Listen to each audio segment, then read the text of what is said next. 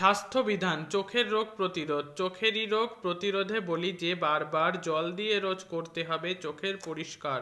চোখের ভিতর ময়লা ধুলো পড়তেই তো পারে, পরিষ্কার তা করবে জল বা কাপড় ব্যবহারে। রাতে পড়ার সময় আলো থাকবে পিছন থেকে, পড়াশোনা করতে হবে দূরত্বে বই রেখে। স্বল্প আলোয় পড়ালেখা মোটেও ভালো নয়। টিভির পর্দা থেকেও দূরে বসবেই নিশ্চয়। ধোঁয়া জেনে দুটি চোখের বড়ই ক্ষতি করে।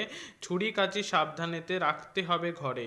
সবুজ গাছপালার দিকে তাকাও কিছুক্ষণ, দুবেলাতেই শাকসবজি খাও দিয়া মন। চোখের বিভিন্ন রোগ: আঞ্জনি, চক্ষু প্রবাহ, দীর্ঘস্থায়ী প্রবাহ, ছানি পড়া, রাতকানা, দৃষ্টিজনিত ত্রুটি, বর্ণান্ধতা, চোখ লাল হয়ে যাওয়া, জল পড়া, অস্পষ্ট দৃষ্টি ইত্যাদি। চোখ রোগের প্রতিরোধের জন্য কি কি করতে হবে? প্রাথমিক স্বাস্থ্যকেন্দ্র, উপস্বাস্থ্য কেন্দ্র থেকে শিশুদের টিকা ডোজ দিতে হবে। এখানে চোখের যত্ন সম্পর্কে লেখা আছে।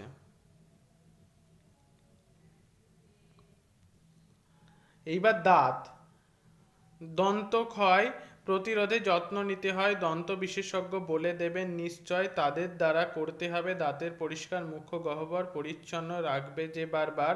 সকালে ঘুম থেকে ওঠে শোয়ার আগে রাতে প্রতিদিন মাজন বা পেস্ট দিয়ে ঘষবো দাঁতে। গুড়াকু বা ছাই দিয়ে কেউ দাঁত মাজবো নাকো, যন্ত্রণাতে লবঙ্গ বা জোয়ান মুখে রাখো।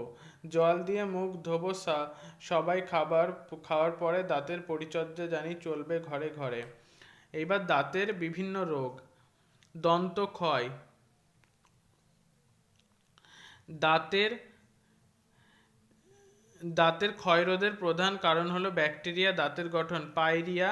দাঁত থেকে রক্ত বা পুঁজ নির্গত হয় এবং মাড়ি ও অস্থিগহ্বর নষ্ট হয়ে যায়। নিঃশ্বাসে দুর্গন্ধ।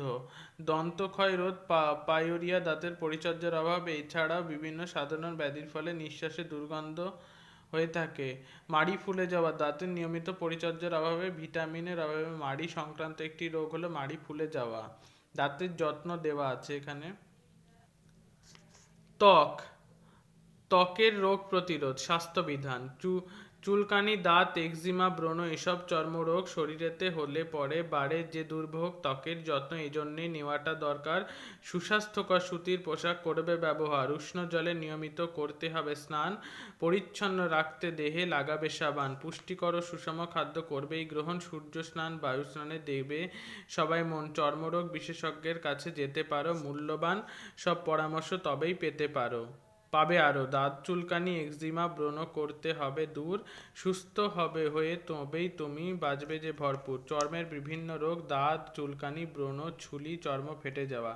এখানে চর্মের যত্ন দেওয়া আছে। কানের রোগ প্রতিরোধ: কানে ময়লা জমতে পারে অধিক পরিমাণে, শ্রবণ শক্তি কমতে পারে, ব্যথাও হয় কানে, জল ঢুকতেই পারে কিংবা পুঁজ জমতে পারে, কানের পর্দা ফেটে গিয়ে বিপদ শুধু বাড়ে।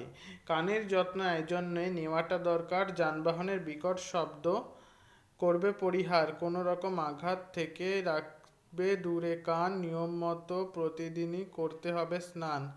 স্নানের সময় করা উচিত কান পরিষ্কার। কানের যত্ন নিতে হবে বলবো কত আর। কানের রোগ: কর্ণমল অধিক পরিমাণে জমলে কানে ব্যথা হয়, শ্রবণ শক্তি কমতে পারে, কানে পুঁজ জমা, কানের পর্দা ফেটে যাওয়া। এবার কানের যত্ন সম্পর্কে দেওয়া আছে এখানে। স্বাস্থ্যবিধান: কৃমি। শিশুর দেহে বহু প্রকার কৃমির উৎপাত। কুচো কৃমি, সরু কৃমি, অনেক দাঁতের জাত।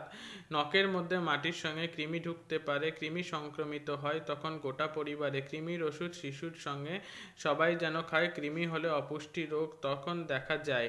হাত পা ফুলে যেতেই পারে। কৃমি রোগটা এমন, নিয়মিত কৃমির ওষুধ করতে হবে সেবন। এখানে কৃমি সম্পর্কে দেওয়া আছে। কি করতে হবে দেওয়া আছে: সার্বিক স্বাস্থ্য বিধান পালন করবে আর নিয়মিত কৃমির ঔষধ সেবন করতে হবে।